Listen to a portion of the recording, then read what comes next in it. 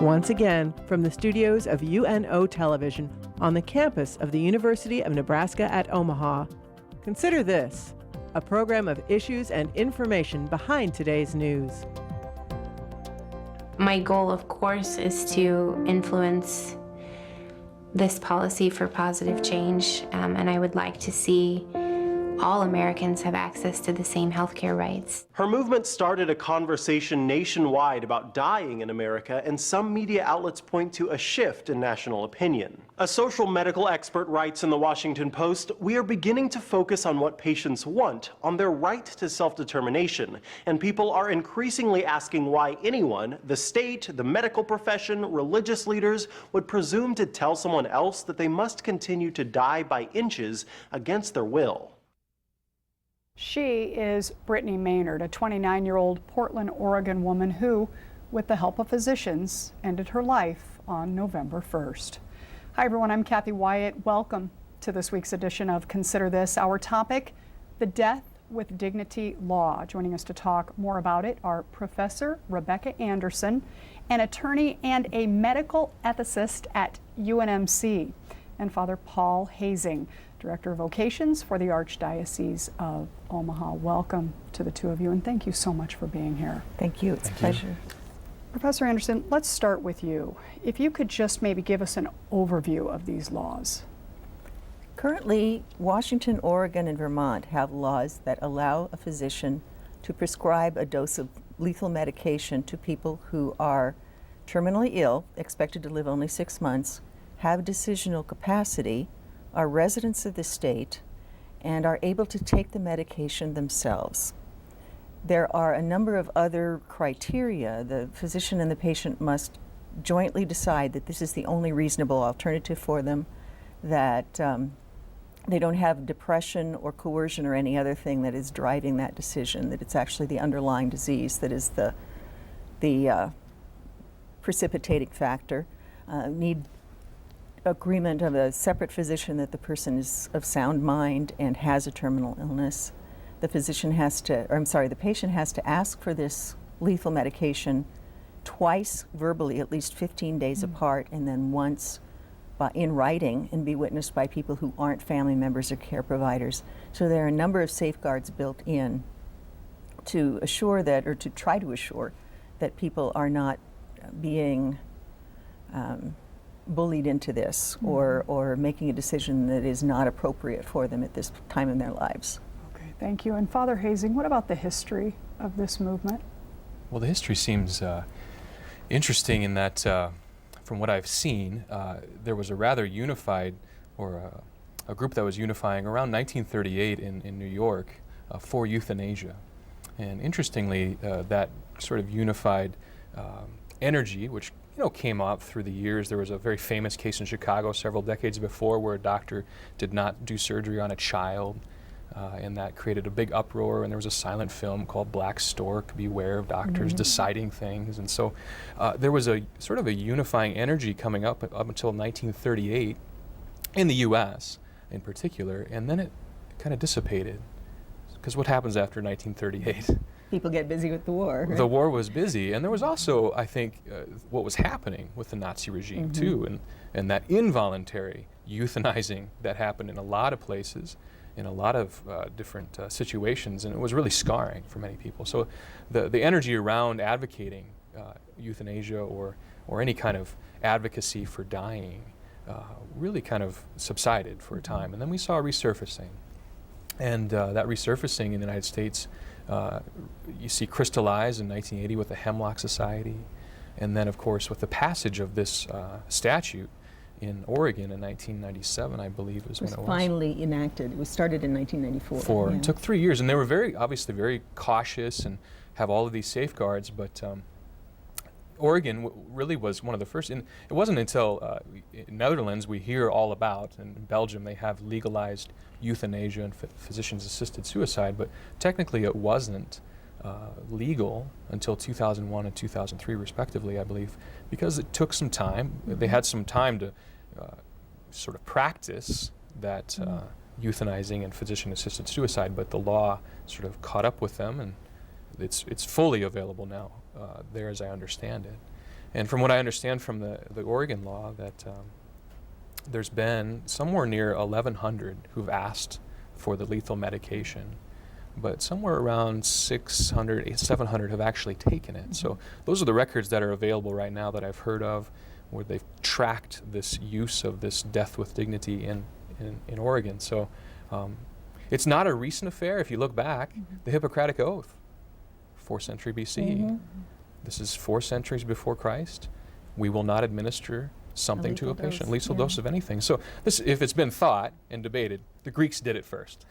And so it was really at the dawn of Christianity and Christendom where it sort of subsided. And then the Enlightenment period, well, the church authorities don't know everything, and you see the philosophers and others in the salons of Europe discussing things a little bit differently during the Enlightenment. And so this is kind of an Enlightenment age fruit, if you will, that we're part of now in a post-Christendom society. And the 80s really come to that, I think. Yeah, the pluralism. Oh, yeah. Had to encounter. All over the world, and especially in the States. Yeah.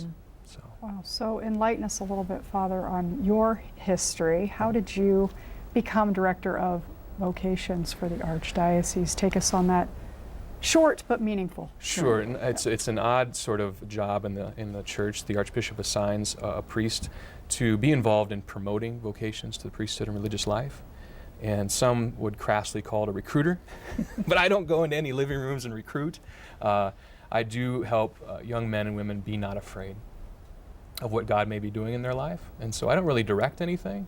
I'm more of an umpire, like, hey, that's safe, that's out, you know. So I help people pay attention to God and what God is calling them to. So paint a picture of what that's like in this day and age. Oh, right? It's fascinating because, you know, children, young people, especially on a campus like UNO, are asking those life questions. And so that life question might move from, you know, what am I going to do with my life, into a little more of a generosity around, God, what do you desire from me? And that's a pretty special movement. It's a sacred place. And so to be tender and attentive to that, that's what the church wants. And so I've been assigned to be attentive to that. So what a privileged opportunity. Wow. Yeah, Okay. it's fascinating. Thank you. It's about falling in love. Who isn't about that? Very cool. Professor Anderson, how about you? How did you become involved with what you're doing as a medical ethicist? In fact, tell us really what is that, and how did you become involved with that? As you know, during the course of medical care, especially in times of tension and the end of life, there can be disagreements about what the appropriate thing is to do, both medically and for the welfare of the patient and the family. And a medical ethicist is trained to identify those tensions, name them, and try to come to some kind of conclusion with the family, reach a consensus about what an acceptable outcome will be. It may not be the perfect outcome, but the outcome that best respects the patient's wishes, that takes into account values and judgments and goals of care, and attends to quality of life and context, as well as just those stark things of medical possibilities and decisional authority. So what does one do to prepare to become a medical ethicist then? There is no licensure or approved training, interestingly enough. Increasingly, you can get a degree, a master's or a PhD in bioethics, but a lot of ethicists are physicians by training or attorneys, and I'm a lawyer and also a genetic counselor, so I have a master's in genetics, and that gives me some medical background.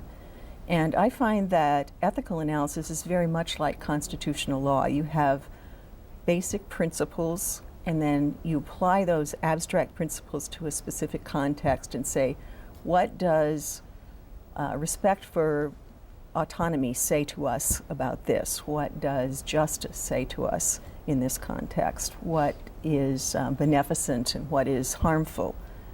And to whom? How do we preserve integrity? So you're quite the thinker, like a really heavy thinker. Would you call yourself that, Father? Heavy thinker? I hope not heavy. She's got quite a weight there. I mean, that's quite a responsibility. It's tender, That's right. and sometimes very exhausting, but also liberating in that more often than not, if you get people into the same room and get them talking about what their fears and hopes are, a resolution presents itself without having to do a whole lot of browbeating. And of course, nothing that we do in ethics is prescriptive, it's merely advisory. Okay. On this particular topic today, what is the most commonly asked question of you? You know, I haven't encountered any ethical questions at UNMC about physician aid in dying because it's not legal in Nebraska. When I talk to my students about it, they sometimes ask, well, aren't we performing euthanasia essentially when we discontinue somebody's ventilator at their request, or we don't do some intervention that potentially could add a day or two to their lives? And so we talk about the difference between those technical terms like euthanasia, a good death, versus the standards of care and the goals and objectives of medical care, which is to ease suffering. If you can't cure something, the least you can do is keep people from suffering. And that we have broad latitude in doing that, so that, for instance, it is perfectly acceptable from a medical standard and from an ethical standard of care to give sedation that's sufficient to manage somebody's pain, even if it secondarily hastens death. And that could be considered euthanasia, but it is carefully managed, thought out, and it honors that patient's dignity, and therefore it's allowed. I would imagine that there were quite a few questions that surfaced when the whole story came down the pike about Brittany Maynard. She had been pretty actively engaged in that prior to her death, so I was curious as to what types of questions, you know, and dialogue were happening there in your realm. This wasn't new ground for ethicists so much as it was an unusually provocative example of what these issues are like.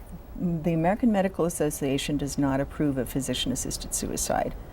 The 3 states which have enacted the laws have said, yes, this is part of our standard of practice. If a doctor desires to help and a physician desires to be, and a patient desires to be helped, then that's fine. And traditionally, it is at the state level that medical care is managed and the parameters of medical care are set. Okay, and you mentioned at the top of the program, but let's go ahead and put the graphic up for our viewers. In terms of eligibility, I think it's very, very important that kind of draw that line in the sand in terms of what this really means, especially for these 3 states. So if you could walk us through the graphic. So in the 3 states which have statutory mechanisms for this, the person in question has to be an adult, 18 years of age or older, and be a resident of the state. Residency typically does not have a long time lapse unless you're looking for student tuition. So if you move to the state, buy or rent a house,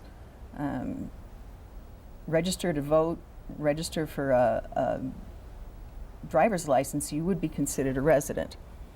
You have to have been diagnosed with a terminal illness that is expected to lead to death within 6 months.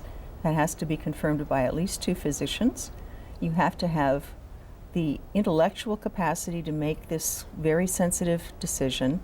You have to have long discussions with the doctor to say, there's nothing else other than ending my life that will make me feel okay about going forward with this. And if you have requested the medication twice, at least 15 days apart, orally and then again in writing, and have satisfied all those other requirements, the physician can issue a lethal dose of medication to you. You have to take it yourself. So for instance, somebody with ALS, Lou Gehrig's disease, who no longer has the use of her hands would not be able to use this law. She has to take the medication physically herself. And that's the difference between the aid in dying approach versus the Jack Kevorkian approach, which was you get intravenous medication that stops your heart, and if you can't push the plug, he will. Interesting. What else is important for us to know that is not on that graphic? Anything else? Because something like that I would not have thought about, that if you had the inability to give that to that you're out. I mean, that wouldn't even be a consideration then. Anything else we're not thinking about in terms of going a little bit deeper into some of that criteria? If you don't have decisional capacity, if you can't speak for yourself, then a substitute decision maker can't make that decision for you. So if you've lost the ability to direct your own health care, you can't use this statute. You would use instead an advanced directive, a living will, something that gives the instructions to your substitute decision maker or your physician that says, if I meet these criteria, then I don't want to have further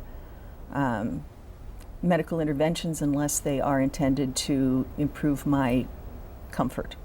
So there are other routes to get to what one might think of as a dignified death. This isn't the only way to do it, but they are not so much within the control of the patient.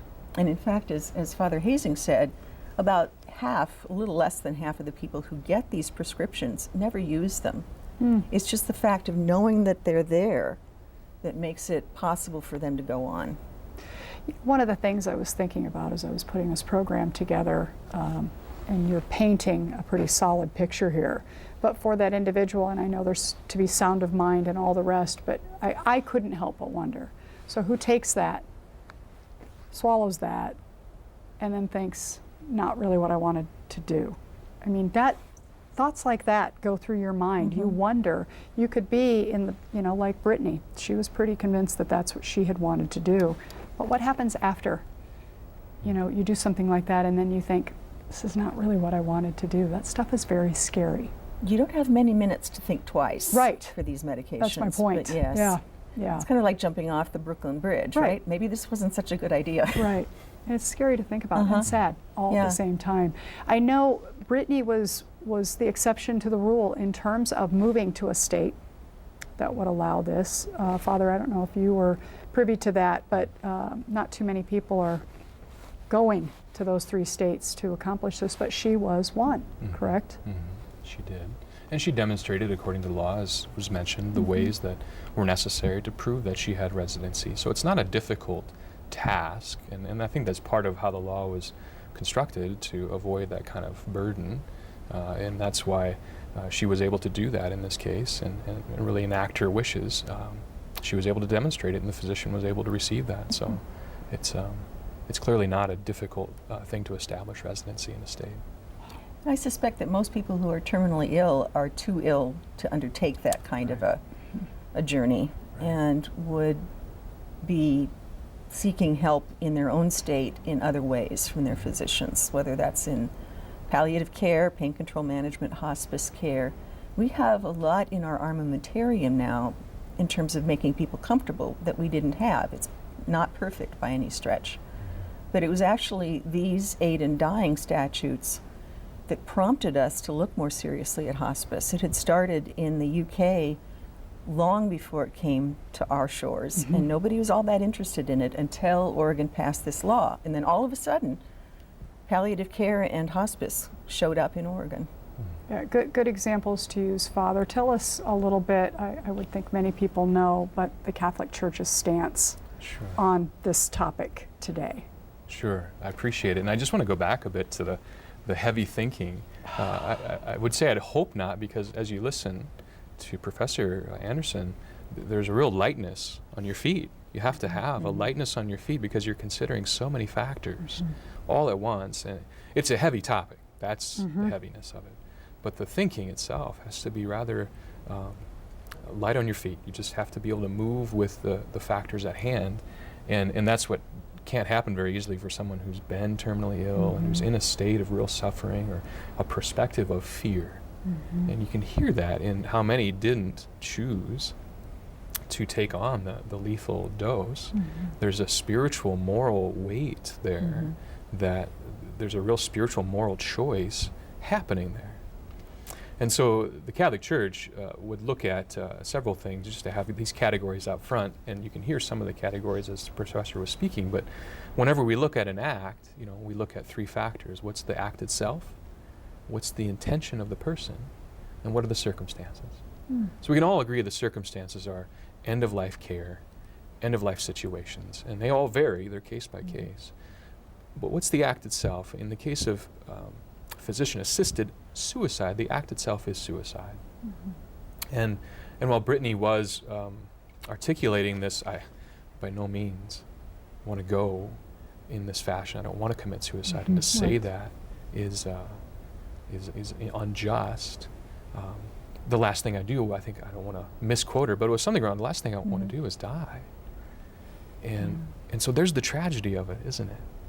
Because she doesn't want to die, but she sees this as the compassionate choice. The act itself is still suicide. And so regardless of the intention, the act itself is still objectively, the objective act is suicide. And so we want to make these distinctions as to have clarity around the decision making. So the Catholic Church would never want a person to see their lives as a burden. We want to see life as gift. And I think the human experience, I don't have to go to scripture or anything like that. Human experience would say life is really filled with more than I can manage. Life is filled with gift and surprise, and I don't have control over it. But this principle of autonomy is sort of guiding the decision making, that I would have autonomy. And could there be a greater good than autonomy? That's really what the Catholic Church wants us to propose. Is there a greater good than autonomy? Is life a great good in itself? And so even in our end-of-life care directives, because there's a lot of directives the Catholic Church provides for people who want to plan for end-of-life. And so when we have an advanced directive for my end-of-life care, which I've been composing already, you have to do that when you're ordained, just by the way. Once you get ordained, you have to make a will and your end-of-life care. So I had to do this recently. Otherwise, That's I get very good. a Yes. tough letter from the Archbishop's priest who is in charge of these things. But as I was doing that, there was a lot of resources to help me parse out what was acceptable. And I really saw as acceptable the Church's guidelines there, because we want to distinguish between what's morally obligatory, and that's comfort care, control of pain, and that's the direction of the action to control pain. Even in that morphine example, the direct objective act is to address the pain. We call this the principle of double effect. The secondary effect, the double effect, the unintended effect, but nonetheless going to happen, is a hastening of death. But it's an acceptable act because I'm directing pain medication at the pain, which is different than suicide. So these categories of action is what we try to distinguish and try to parse out so there's clarity about what's being chosen. And a lot of folks, I don't want to carry on here too much, but a lot of folks say that we're creating a slippery slope, and that's what the Catholic Church is saying. We're going to have more people just choose this. And that's a slippery slope argument. More people are choosing, therefore more pressure to choose it. When in fact, I think it's more around the principle. We're looking at the principle of the choice. And what are the principles guiding the choice? Because we're making a moral kind of decision around it when someone makes the choice. And we heard this really clearly with Brittany. A lot of people on Facebook, college students, I'd see this. What a courageous choice. I'm choosing to die on my own terms in this way, with this act. That's courageous. What happens with someone who chooses to permit death as death would have, as life would have? And that's courageous. So we have two principled choices with identical premises, with identical conclusion, not identical premises, but identical conclusions. That's where that's where the discussion happens. It's not a slippery slope argument. It's a discussion of the principles of the choice. And they can't both be courageous. It's the principle of non-contradiction. That's the thing that we have to sort out. Is the person courageous for choosing death? Is the person courageous for letting death and life have its course? And there you could argue that intent matters as well. Right? It does. It and does. Self-sacrifice. It does. But that can take many different forms. Sure. And I think in your analogy, exactly those two arguments could be made. Yeah. And if we set those up side by side, then there's sort of a raising the hands in the air. Okay, the person who chooses death is courageous. The person that lets death happen in life's terms is courageous. Well, how do I sort it? Yeah, how do I sort that? If they're both courageous, then who decides that? Well, I decide. Well, then we have that autonomy being the principle. And this is one of the great phrases. If you ever look at the popes usually have a journalistic phrase that's going to be the phrase. So John Paul II, it was "Be not afraid." Everybody heard him say that. When Cardinal Ratzinger became Pope Benedict, his phrase that was repeated oftentimes in the media, because he was really good at diagnosing the culture, was that we live in an age of a dictatorship of relativism, where everything's relative. So if choosing death and choosing to let life have its own way is both courageous, well, it's all relative. And there's a kind of a dictatorship that can come out of that autonomy, that autonomous judgment. Everyone's right. Really, how does that work? Then we have no compass at all. No, right. And so this is where being light on our feet with this heavy topic is really important. And I think if you look at what people go through, making decisions in fear, it's a really dangerous time. That's why the safeguards are there, because it's such a dangerous And moment. I think it was Dr. Gupta who said, essentially, the medical community of the U.S. failed her in that it could not offer her or did not offer her an alternative that she felt was safe enough to go forward with. Right. Interesting. Well, we don't have much time left, but I do want, in about a minute, if you could just educate us on hospice. That's one of those things that's available out there, and people just aren't aware of it, or they don't want to. They think they're facing death more quickly or something. No, it's set up to help. Yes. With quality of life at the end. A couple of definitions. Palliative care is simply the management of symptoms. If you're nauseated, if you have pain, if you're sleepless, if you have trouble breathing, all of those things can be managed to some degree by palliative care, and that is not only at the end of life. That's throughout life. Hospice is expressly designed for the last 6 months, let's say, of life, and there the intention would be expressly to manage pain and those kinds of discomfort and to maximize quality of life, give you some opportunity to see the people you need to see, say the things you need to say, do the things that you hope to do, but do that all within the context of a very careful medical management. Absolutely. Sadly, people usually hit the doors of hospice just a couple, 3 days before they die, and all of those things cannot be brought to bear.